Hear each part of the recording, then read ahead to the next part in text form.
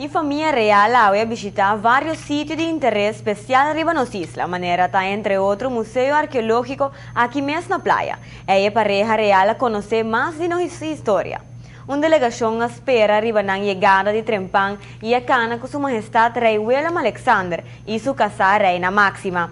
A pareja está acompanhada pelo primeiro-ministro Reiman e ministro Plasterk de Holanda. Separado de admirar artefactos no museu, a pareja topa com 5 cidadãos para conversar pouco e ter uma melhor ideia de como Aruba está indo. Estamos numa composição hopi abrir, hopi placentero, nós sentimos junto mais ou menos uma hora. Nós reparar que o rei tem hopi interesse em lo qual está sucedendo na Aruba, o desenvolvimento de Aruba.